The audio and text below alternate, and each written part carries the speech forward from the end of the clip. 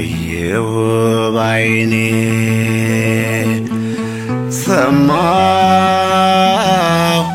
ሰማሁ አደመጥኩ ሰዎቹ ቅን ነገር አልተነጋገሩም ሰዎቹ ቅን ነገር አልተነጋገሩም።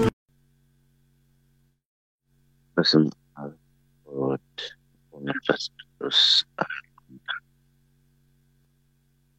ከፈሪሳውያን ወገን የአይሁድ አለቃ የሆነ ኒቆዲሞስ የሚባል አንድ ሰው ነበረ። እሱም በሌሊት ወደ ኢየሱስ መጥቶ መምህር ሆይ እግዚአብሔር ከእርሱ ጋር ከሆነ በቀር አንተ የምታደርጋቸውን እነዚህን ምልክቶች ሊያደርግ የሚችል የለም። መምህር ሆነህ ከእግዚአብሔር ዘንድ እንደመጣህ እናውቃለን። ጌታችን መድኃኒታችን ኢየሱስ ክርስቶስን መልሶ እውነት እውነት እልሃለሁ ሰው ዳግመኛ ካልተወለደ በቀር እግዚአብሔርን መንግሥት ሊያይ አይችልም አለው። ኒቆዲሞስም ሰው ከሸመገለ በኋላ እንዴት ሊወለድ ይችላል? ሁለተኛ ወደ እናቱ ማኅፀን ገብቶ ይወለድ ዘንድ ይችላልን? አለው። ጌታችን መድኃኒታችን ኢየሱስ ክርስቶስም መለሰ እንዲህ ሲል እውነት እውነት እልሃለሁ ሰው ከውኃና ከመንፈስ ካልተወለደ በቀር እግዚአብሔር መንግሥት ሊገባ አይችልም። ሥጋ የተወለደ ሥጋ ነው፣ በመንፈስ የተወለደ መንፈስ ነው። ዳግመኛ ልትወለዱ ያስፈልጋችኋል። ስላልኩህ አታድንቅ፣ ስላልኩህ አትደነቅ። ዳግመኛ መወለድ አለባችሁ። ኒቆዲሞስም መልሶ ይህ እንዴት ይሆናል? ይህ እንዴት ሊሆን ይችላል? አለው። ጌታችን መድኃኒታችን ኢየሱስ ክርስቶስ መልሶ እንዲህ አለው፣ የእስራኤል መምህር ስትሆን ይህን አታውቅም? አሁንም እውነት እውነት እልሃለሁ የምናውቀውን እንናገራለን፣ ያየነውንም እንመሰክራለን፣ ምስክርነታችን አትቀበሉትም። ስለ ምድራዊ ነገር በነገርኋችሁ ጊዜ ካላመናችሁ ስለ ሰማያዊ ነገር ብነግራችሁ እንዴት ታምናላችሁ? ሰማይ ከወረደው በቀር ወደ ሰማይ የወጣ ማንም የለም፣ እርሱም በሰማይ የሚኖረው የሰው ልጅ።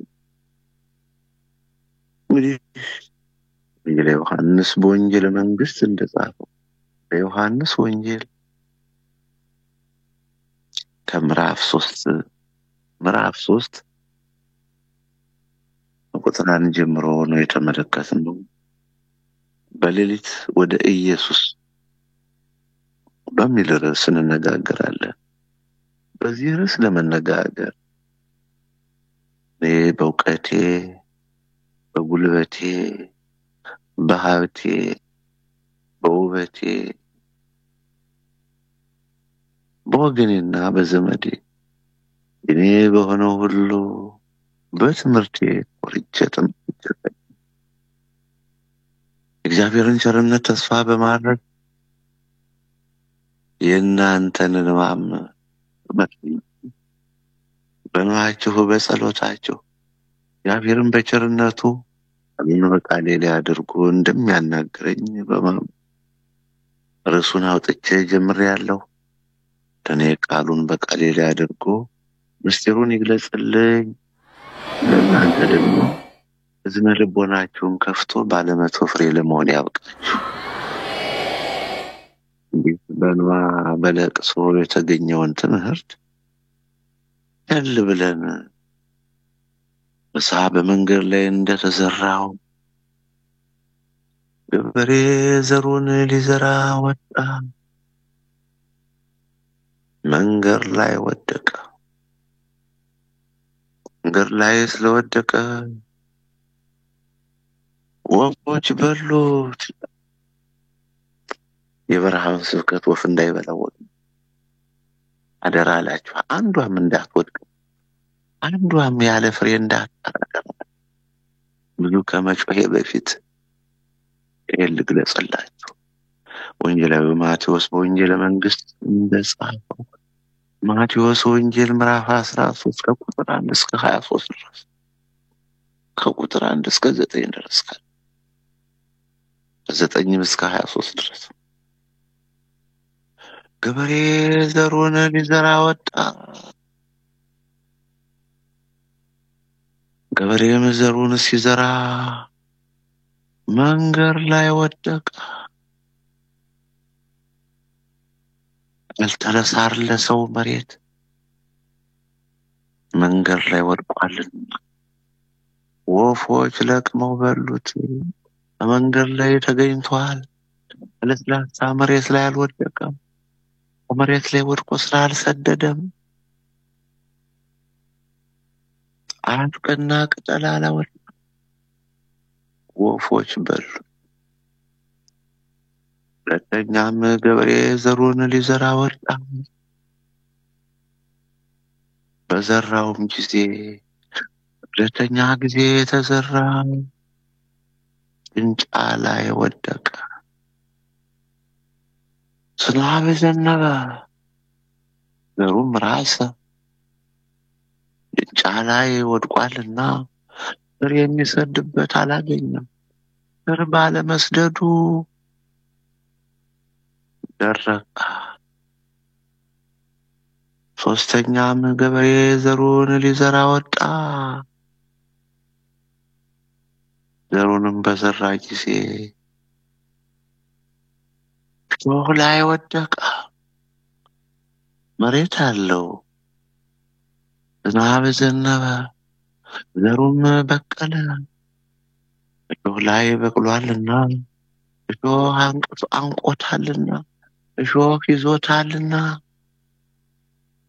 ፍሬ አልባ ሆኖ ቀረ። የአገሬ ወጣቶች እንዲሁ ናችሁ እንዳትቀሩ አለቅስላችኋል። ፍሬ አልባ ሆናችሁ እንዳትቀሩ፣ ፍሬ የሌላችሁ እንዳትሆኑ። ፍሬ የሌለው ፍሬ በሌለው ዛፍ ምሳር መጥረቢያ ይዘረጋል። የማያፈራውን ዛፍ ይቆርጡታል። የማያፈራውን ፍሬ የሌለውን ቅርንጫፍ ይቆርጡታል። የማያፈራውን ዛፍ ይቆርጡታል፣ ወደ እሳትም ይጣላል ብሎ ጌታ በወንጌል በተደጋጋሚ በምሳሌ ተናግሯል። ፍሬ የሌለውን ፍሬ የማያፈራውን ፍሬ አልባውን ዛፍ በማቴዎስ ወንጌል ምዕራፍ 3 ቁጥር 9፣ 10 እና 11 ላይ ፍሬ የሌለው ዛፍ በምሳር በመጥረቢያ ይቆረጣል፣ በእሳት ይቃጠላል። የሚያፈራውን ዛፍ ግን ይታጠራል፣ ይቀበቀባል። ፍሬ ስላለው ፍሬ ስለሚሰጥ ወጣቶች ፍሬ አልባ እንዳትሆኑ አደራ። መንሹ በእጁ ነው፣ ገለባውን በማይጠፋ እሳት ያቃጥላል፣ እንዲያውም በጎተራ ይከታል። እውትማ ለስንዴው ጎተራ ተዘጋጅቷል። ለስንዴው ጎተራው ዝግጁ ነው። ገለባው ደግሞ በማይጠፋ እሳት ይቃጠላል። እንዴት ቆያችሁ ወገኖቼ? በሌሊት ወደ ኢየሱስ አራተኛ ጊዜ ገበሬ ዘሩን ዘራ። በመልካም መሬት ላይ ዘርዶ ተበጣጥሷል። መሬቱ አፈሩ ተለሳልሷል። በመልካም መሬት ላይ ወደቀ። በመልካም መሬት ላይ በመውደቁ ፍሬው በቀለ፣ አጥቅና ቅጠል አወጣ፣ ቋቢያውንም ዘረጋ። መልካም ፍሬ አፈራ። ውድ ሆይ እናስተውል። መልካም ፍሬ እናፍራ ይዟቸው፣ ፍሬያማም እንሁን። ፍሬ አልቦ እንዳንቀር 30 60 100 ፍሬ ያፈራ በመልካም እርሻ ላይ የበቀለው አሁን በዕርፈ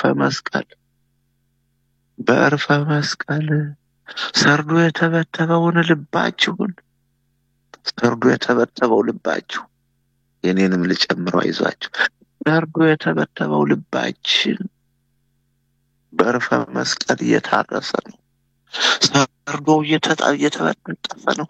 ለዘመናት ተተብትቦ የነበረው ሰርዶ የቀኙ ወደ ግራ፣ የግራው ወደ ቀኝ፣ የምስራቁ ወደ ምዕራብ፣ የምዕራቡ ወደ ምስራቅ ተመሳቅሎ ተተብትቦ የነበረው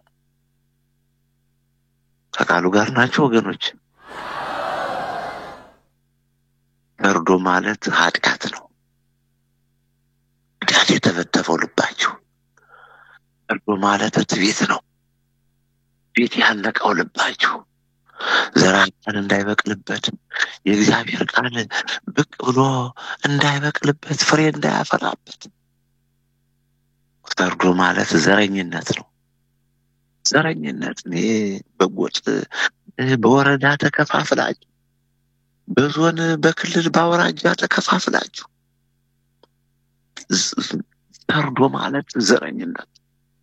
ሰርዶ ማለት ፍቅረ ነዋይ ነው። ለገንዘብ መጨነቅ፣ ለገንዘብ ማሰብ፣ ለገንዘብ መሳሳብ፣ ለገንዘብ መጎምጀት ነው ሰርዶ ማለት። ሰርዶ የተበተበው ልባችሁ፣ ሰርዶ ያንቀው ወተቱ ገበሬ ታዲያም ዮርዳኖስ ወንጀት ቅዱስ ገብርኤል አንድነት ቅዱሱ ገበሬ ሰማኝማ አይሰርዶውን ስትበጣጥሰው እግሩን ተጠርባለህ፣ ሞፈርና ቀንበሩን ታዘጋጃለህ፣ እርቡንም ትመለምላለህ፣ ማረሻና ወገል ታዘጋጃለህ። መልካሙን በሬ ቤት ያፈራውን ቤት ያዘጋጁ። መልካሙን በሬ ጠምደህ በሜዳው ላይ ስትሰማራ ውሃ በሬ ስትለው ሰርዶ ሲበጣጠስ መሬቱ ሲለሰልስ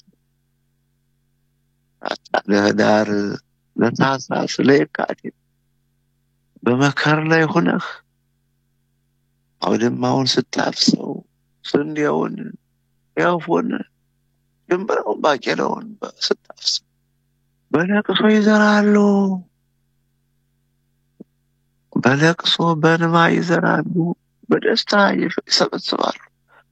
መዝሙር 125 ቁጥር 5 ላይ እንደተባለ እንግዲህ በሌሊት ወደ ኢየሱስ ይህ የበረሃው ስብከት ነው ወገኖች። አደራ እላችኋለሁ ትምህርቴ ፍሬ አልባ ሆኖ እንዳይቀር። እንግዲህ ጌታችን መድኃኒታችን ኢየሱስ ክርስቶስ ያላችሁት ብዙዎች ናችሁ፣ እናንተ ሁሉ ትምህርቱን ብትሉት፣ እናንተ ሁሉ ትምህርቱን ብትጠቀሙበት፣ እናንተ ሁሉ ለትምህርቱ ቸል ባትሉ እንዴት ማራኪ ይባል ነበር።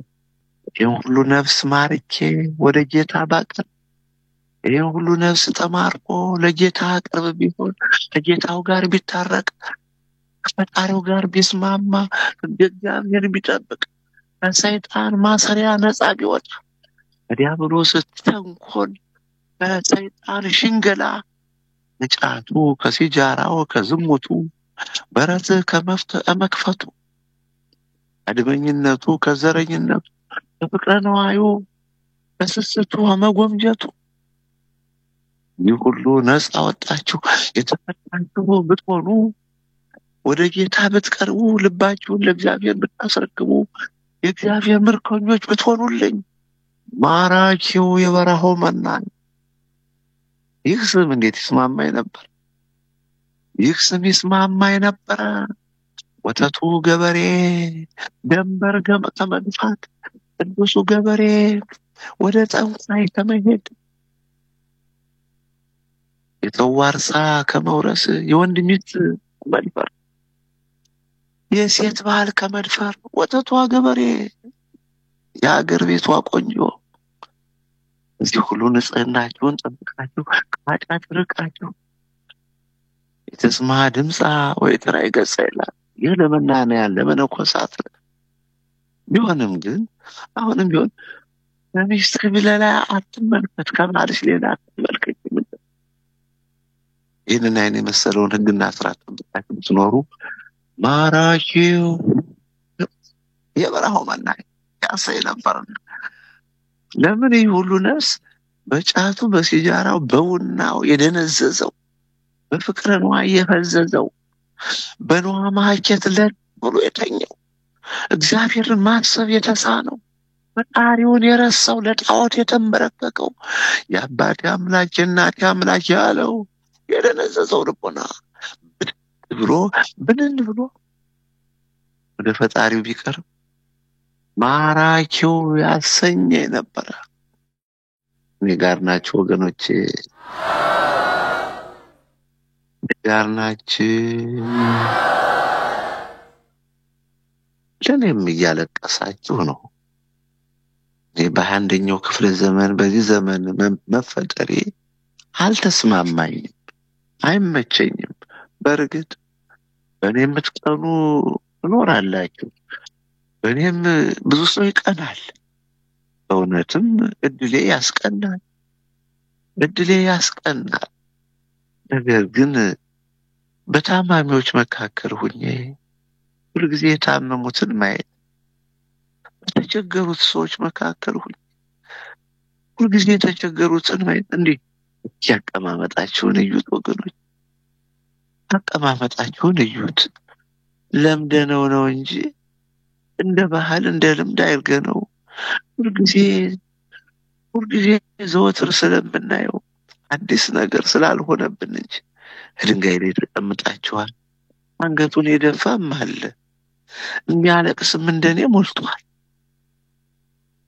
ደግሞም እንጂ በውስጣችሁ ስንት ችግር ያለባችሁ ትኖራላችሁ።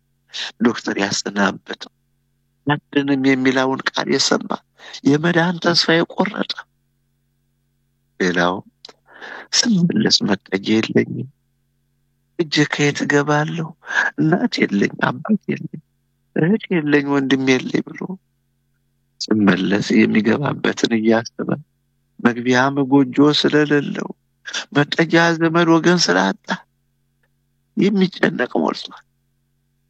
ሁልጊዜ ይህን በማየቴ ትዳር እያሰቡ አልሟላ ብሎ ወልደው ማቀፍ አቅፈው ልጄ ብለው አስተምረው መጠቀም ሲችሉ ገበሬውም እንጂ አንዱን ወደ ፍየል ጥበቃ ሌላውን ወደ ላም እረኝነት እንዱን በእርሻ ሴቷን በሴትነት ሙያ ወንዱን በወንድነት ሙያ 3ቱን 4ቱን 5ቱን 6ቱን ወልዶ ማየት ሲገባው ዳር የትዳር ጓደኛ በማጣት ምክንያት ወንዶችም ሴቶችም ስንቶች ናቸው ሲያዝኑ ሲተክዙ ያቀፉ የሚኖሩት።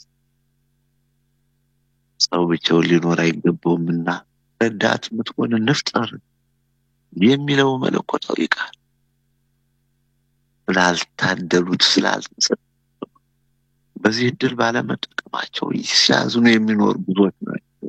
ዘፍጥረት ምዕራፍ 2 ቁጥር 18 ሌሎችም ያዘለና የታቀፈ እያሉ ልጅ ባለመውለዳቸው ዳር ያላቸው በልጅ ማጣት ምክንያት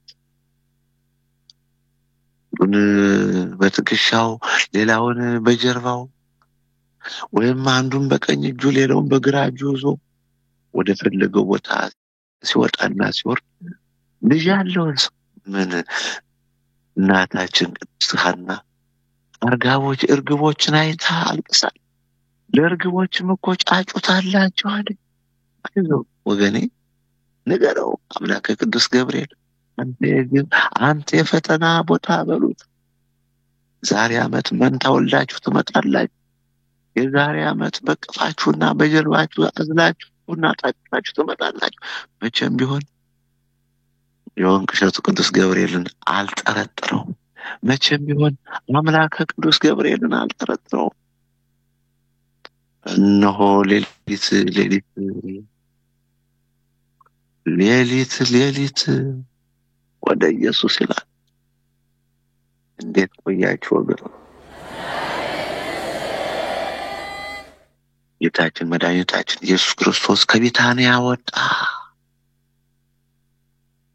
እዛም ማልዶ ገሰገሰ። ተራበ። ለእኛ ሲል ተራበ። የእኛን ራብ ለማስወገድ፣ የእኛን ራብ ከኛ ለማራቅ፣ የእኛን ራብ በራብ ፈንታ በመንፈስ ቅዱስ ሊመላን፣ በበረከቱ ሊጎበኘን፣ በቸርነቱ ሲያስበን ስለኛ ተራበ። የተራቡትን ከሰማይ መና እያወረደ አለት ውሃ እያፈለቀ የሚመግበው አምላካችን ስለኛ ተራበ። ጌታችን ስለኛ ተጠማ። አሻግሮ ሲመለከተ አንዲት የበለስ ዛፍ ተመለከተ። ፍሬ እንዳለባት ብሎ ወደሷ ሄደ።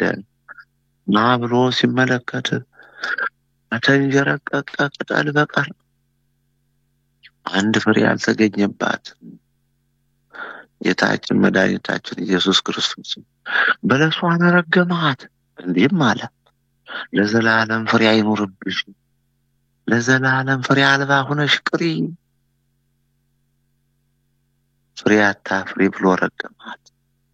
ጌታችን መድኃኒታችን ኢየሱስ ክርስቶስ ይህን ቃል ካፉ ባወጣ ጊዜ ያቺ በለስ እንኳን ፍሬ ልታፈራ፣ እንኳን ለወርና ለዛሬ ዓመት ልትደርስ፣ እንኳን የዓመት ቀጠሮ ዛፍ ፍሬ አፍርታ ልትመጣ እንደ ቆመሽ ቅጠሏ ረገፈ፣ እጅልል ብላ ደረቀች ይላልና ወንጌላዊ ማቴዎስ በወንጌለ መንግስት እንደጻፈ ማቴዎስ ወንጌል ምዕራፍ 21 ቁጥር 18 19 20 ጀምሮ የተጻፈ ቃል ፍሬ አልባ ሆና ቀረች ተረግማለችና ወጣት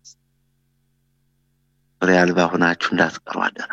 ወንዶችም ሴቶችም ጎልማሳዎችና ወጣቶች፣ አረጋውያን፣ ሽማግሌዎችና ባልቴቶች ፍሬ አልባ ሆናችሁ እንዳትቀሩ አደራ እላለሁ። እኔ ጋር ናችሁ ወገኖች። ሌሊት ወደ ኢየሱስ ክርስቶስ ኒቆዲሞስ አንተ የተኛህ ንቃ አላለሁ።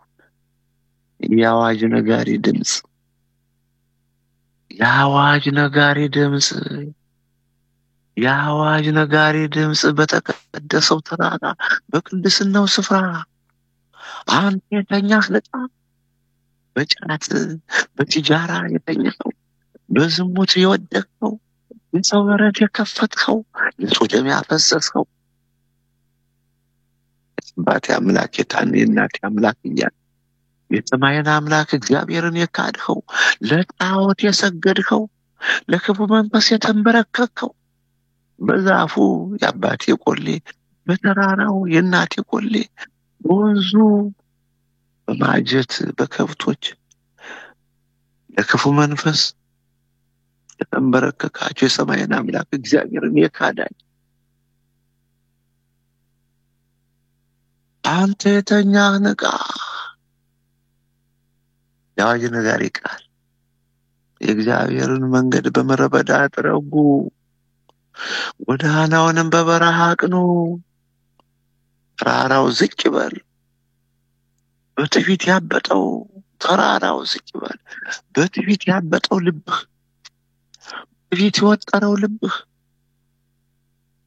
በትዕቢት ከፍ ያለው፣ በትዕቢት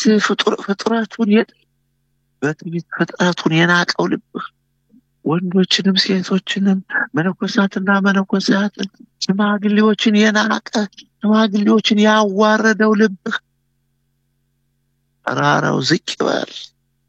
ይሄ በራው ስብከት ነው። ቂም የያዘው ልብህ፣ ቂመኛው ልብህ ሸለቆው ከፍ ይበላል። ቂም የያዘው ልብህ ተራራው ዝቅ ይበል፣ ሸለቆው ከፍ ይበል። ቁርንችት ይወገድ ይክላ። ቁርንችት ማለት ደግሞ ኃጢአት ነው። ቁርንችት ማለት ተንኮል ነው። ቁርንችት ማለት ሕግን መተላለፍ ነው። ቁርንችት ማለት ጥፋት ነው። ቁርንችት ጥፋትን አስወግዱት፣ ቂሙን አስወግዱት፣ ተንኮሉን አስወግዱት፣ ትዕቢቱን አስወግዱት፣ ምቀኝነቱን አስወግዱት፣ ቅንነቱን አስወግዱት። ዘረኝነቱን አስወግዱት። ፍቅረ ነዋዩን አስወግዱት። ወጣት ወጣት አይመሳሳት ማሳሳት ለወለዳችሁ ምን ትመስሉ? የወለዳችሁ ወላጆቻችሁ እንዴት ይመለከቷችሁ? ማሳሳታችሁ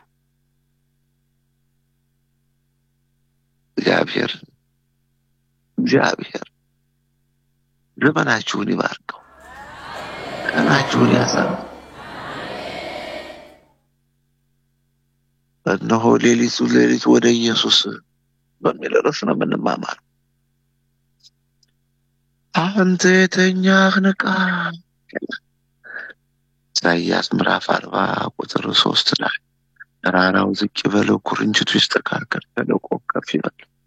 የእግዚአብሔርን መንገድ በምድረ በዳ አስተካክሉ ማለት ነው። ሀገሬ ጀግና መጣ። እድለኛው መነኩሴ፣ እድለኛው ባሕታዊ፣ እድለኛው ስደተኛ መጣልኝ። ሀገሬ ልጅ እየተመለመለ መጣ፣ እየዳነ ታመው መጡ፣ እየዳኑ ይሄዳሉ። ተጨንቀው መጡ፣ ተጋግተው ይመለሳሉ። አዝነው ተክዘው መጥተዋል፣ በደስታ ተመልሰዋል። በረከት አጥተው መጥተዋል፣ በበረከት ተመልሰዋል። በኃጢአት መጥተዋል፣ ኃጢአታቸው ተለቃልቀዋል። ወንዶቹ 40 ቀን ሴቶቹ 80 ቀን ሆነዋል። እናንተ የተኛህ ንቃ። ሀገሬ ወጣት፣ የሀገሬ ጀግና ማሳሳት፣ የሀገሬ ጎበዝ፣ የወንጌል አርበኞች፣ የተዋህዶ ልጆች እንደምን አረፈዳችሁ?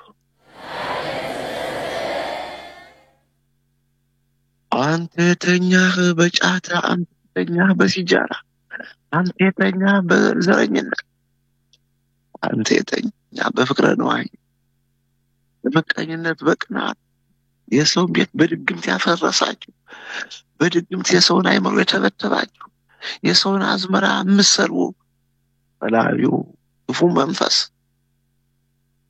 አንተ የተኛ ንቃ፣ ከሙታንም ተነሳ፣ ክርስቶስ ያበራናል ይላል። እንግዲህ እንደ ጥበበኞች እንጂ ጥበብ እንደሌላቸው ሳይሆን እንዴት እንደምትመላለሱ በጥንቃቄ ተጠበቁ። ቀኖች ክፎች ናቸውና ዘመኑን ዋጁት። ስለዚህ የጌታ ፈቃድ ምን እንደሆነ አስተውሉ እንጂ ሞኞች አትሁኑ ይላል። ይህ የበረሃው ስብከት፣ ይህ የአዋጅ ነጋሪ ድምፅ ነው። ኤፌሶን ምዕራፍ 5 ቁጥር 11 እኔ ጋር ናችሁ። ይህ ሐዋርያው የቅዱስ ጳውሎስ መልእክት ወደ ሮማውያን ሰዎች ሮሜ ምዕራፍ 13 ቁጥር 10 ላይ ፍቅር ለባልንጀራው ክፉ አያደርግም። ስለዚህ ፍቅር የሕግ ፍጻሜ ነው። ባልንጀራችሁን የምትወዱ እሱ ደም ያላፈሰሳችሁ፣ የሰው ገንዘብ ያልበላችሁ፣ አደራ ያልበላችሁ፣ ከእንቅልፍ የምትነሱበት አሁን እንደደረሰ ዘመኑን ወቁ። ሌሊቱ አልፏል። ወጣት እኔ ጋር ናችሁ? ወጣቶች ድምጻችሁ ቀዘቀዘ። ከኔ ጋር ናችሁ? ያንሳል፣ ያንሰኛል፣ እኔ ጋር ናችሁ? እግዚአብሔር ይባርካችሁ። ወጣት ነቃ በል፣ የሀገሬ ጀግና። ከእንቅልፍ የምትነሱበት፣ ከእንቅልፍ የምትቀሰቀሱበት፣ ከእንቅልፋችሁ ብትት የምትሉበት፣ ድህነትን ለማሸነፍ፣ ኑሯችሁን ለማሻሻል፣ የድህነትን ስድብ ከእናንተ ለማድረግ፣ የሰላም እንጀራ ለመመገብ ከእንቅልፍ የምትነሱበት ሰዓት አሁን እንደደረሰ ዘመኑን ወቁ። ካመንበት ጊዜ ይልቅ መዳናችን ዛሬ ቀርቧል። በአዲያም ዮርዳኖስ፣ ወንቅ እሸት፣ ቅዱስ ገብርኤል አንድነት ገዳም፣ በርዕሰ አድባራት ወገዳማት፣ ደብረ ልዑል እንግዳ ቂርቆስ፣ በደብረ ዘይት አትሰግድ ማርያም፣ ኆኅተ ወንጌል ዮሐንስ፣ ርዕሰ አውደ ዓመት ዮሐንስ፣ በቃለ ዓዋዲ ቅዱስ ዮሐንስ፣ በመንበረ ጸባዖት ገዳመ መንፈስ ቅዱስ መዳናችሁ ዛሬ ቀርቦላችኋል። እድለኞች ወንዶች 40 ቀን ሴቶች 80 ቀን መዳናችን ዛሬ ወደኛ ቀርቧል። ባዲያም ዮርዳኖስ ወግሸት ሰይጣን ማሰሪያ የምትጠበጥቡበት ከደባል ሱስ ነፃ የምትወጡበት ከድግምቱ ከመተቱ ከሟርቱ ከመናፍስቱ ነፃ የምትወጡበት መዳናችን ዛሬ ወደኛ ቀርቧል። ሌሊቱ አልፏል። ሌሊት የለም፣ ቀኑም ቀርቧል። ጎህ ቀዷል።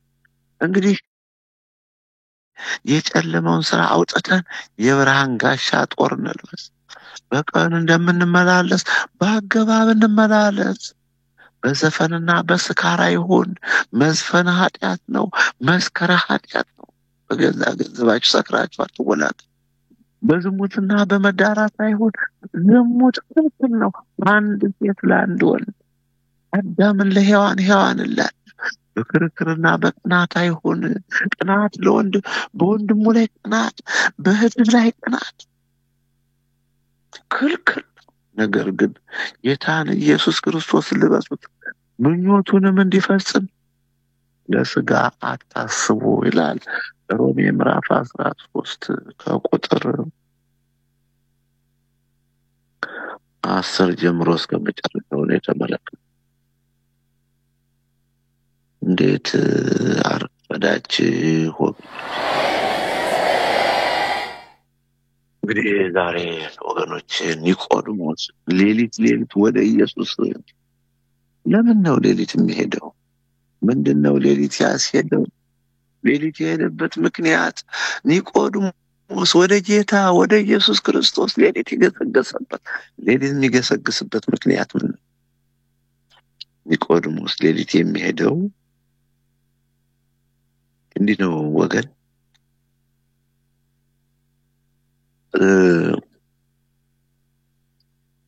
ጌታችን መድኃኒታችን ኢየሱስ ክርስቶስ በመዋዕለ ስብከቱ 3 ዓመት ከ3 ወር ሲያስተምር፣ ድውያነ ሥጋን በተአምራት ሲፈውስ፣ ድውያነ ነፍስን በትምህርቱ ሲመልስ፣ እነ ማቴዎስን እነ ዘኬዎስን ማቴዎስ ምዕራፍ 9 ቁጥር 9 ላይ፣ ሉቃስ ምዕራፍ 19 ቁጥር 1 ላይ ድውያነ ነፍስን በትምህርቱ በስብከቱ ሲመልስ፣ ድውያነ ሥጋን በተአምራት እነ መጻጉዕ 38 ዘመን በሽተኛ እናቱ ማኅፀን ዓይነ ስውር ሆኖ የተወለደውን ዮሐንስ ወንጌል ምዕራፍ 5 ቁጥር 6 በዮሐንስ ወንጌል ምዕራፍ 9 ቁጥር 1 ወገኖች በሉቃስ ወንጌል ምዕራፍ 7 ቁጥር 11 ላይ ለእናቱ አንድ ሆኖ እንዲሆነው ልጇ ሞቶባት በአልጋ አድርገው ለቀስተኞች ወደ መቃብር ሲወስዱ ድንገት ተመልክቶ አዘነላት ይላል። ይዘንልን። ድንገት ተመልክቶ አዘነላት። ሌላ ምትክ ልጅ የላትም። አንድ ልጅ ነበራት፣ ያው ሞተ። ከሞቱ መቀበር አይቀርምና ወደ መቃብር ዘውት ሲሄዱ ምንድን ነበርና ጌታችን መድኃኒታችን ኢየሱስ ክርስቶስ አልጋውን ያዘው። አንተ ጎበዝ ተነሳ ነው። አልጋ ዘውት ወደ መቃብር ሲሄዱ ብድግ ብሎ ተነሳ፣ አዘነላት። ለእኛም ይዘንልን ወገኖች። ጌታችን መድኃኒታችን ኢየሱስ ክርስቶስ ሲያስተምር ኒቆዲሞስ ሌሊት እየመጣ ነበር የሚመጣው። ሌሊት እየመጣ ሌሊት አይቀርም። ለምንድን ነው ሌሊት የሚመጣው? አይሁድ እንዳያዩት። ኒቆዲሞስ ማለት የአይሁድ ሹም ነው፣ የአይሁድ ሊቃቸው ነው፣ የአይሁድ መምህራቸው ነው፣ የአይሁድ አለቃቸው ነው። አለቃቸው ወደ ኢየሱስ ክርስቶስ ሲመጣ ቢያዩት አይሁድ ቀናተኞች፣ አይሁድ ምቀኞች ናቸው። አይሁድ አይራሩምና በድንጋይ እንዳይወግሩት፣ ከስራም እንዳያባረሩት፣ ሀገር አስወጥተው እንዳይሰዱት ኒቆዲሞስ ሌሊት ደግሞም እንዳይቀር ትምህርቱ እንዳይቀርበት። አሁን እኮ ከመካከላችሁ ቤትም ባላችሁ አትሄጂ እንዳትሄጂ እንቅሸትን አልወደውም ወይም ደግሞ ስራው ይቀዘቅዛል ቤቱም ይቀዘቅዛል እያለ በየምክንያቱ አትዱ ተብላችሁ የመጣችሁ ሴቶች፣ አትዱ ተብላችሁ የመጣችሁ ወንዶች አላችሁ። እርግጥ እኔ ቃልን ጥሳችሁ ኑ አልልም። መከባበር መልካም ነው። አትዱ ከሆነ ማሳመን እንጂ ጥሶ መምጣቱ ይመለሱ ጠብና ክርክር እንዳይቆያችሁ። የሚያምን ልብ ካለ ችግር የለውም። ካሳመናችሁት ስትመለሱ፣ ካሳመናችኋት ችግር የለውም።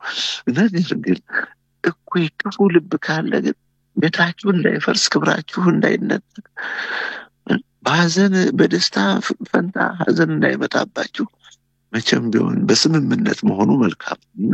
ያለ ፈቃድ የመጣችሁ አላችሁ። ኒቆዲሞስም በይፋ አልታየም፣ በፀሐይም አልተመላለሰም፣ በብርሃንም አልመጣም፣ አልሄድም።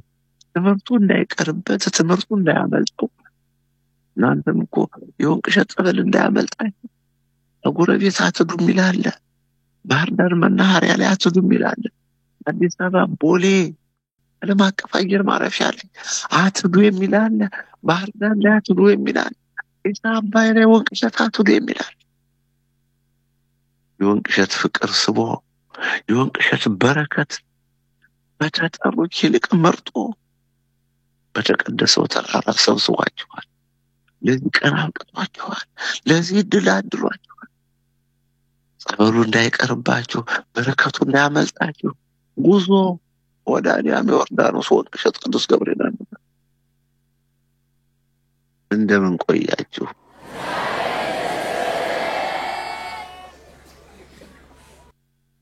ኒቆዲሞስ ትምህርቱ እንዳያመልጠው ሌሊት ሌሊት እየመጣ ይማር ነበር። የሌሊት መምህር ሌሊት ነበር የሚማር። ቀን ግን አይሁድ ካዩት ያባረሩኛል ብሎ ስለፈራ መባረሩን ስለተሰቀቀ ቀን አይመጣም። ቀን መታየትን አልፈለገም። ትምህርቱ እንዳያመልጠው ግን እየገሰገሰ ይማራል። እንዴት ቆያችሁ ወገኖች? ይህ ኒቆዲሞስ ነው እንግዲህ። ኒቆዲሞስ በሌሊት ወደ ኢየሱስ መጥቶ መምህር ሆይ እግዚአብሔር ከእርሱ ጋር ከሆነ በቀር አንተ የምታደርጋቸውን እነዚህን ምልክቶች ሊያደርግ የሚችል የለም።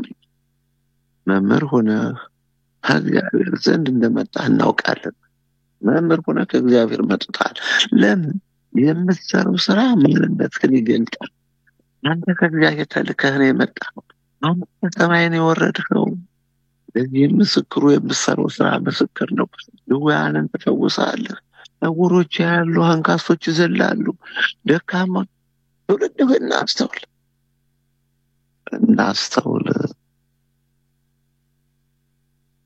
እኔ ጋር ናችሁ። ኒቆዲሞስ ነው ይሄን የተናገረው። ኒቆዲሞስ ነው እውነትን ያስቀመጠው። ኒቆዲሞስ ነው እውነትን የመሰከረው። ሌሊት እየመጣ የሚማር ቀን መጥቶ ያልተገኘ በቀን ያልታየ ሰው ይህንን ተናገረ። እንዴት ቆያችሁ ወገኖች?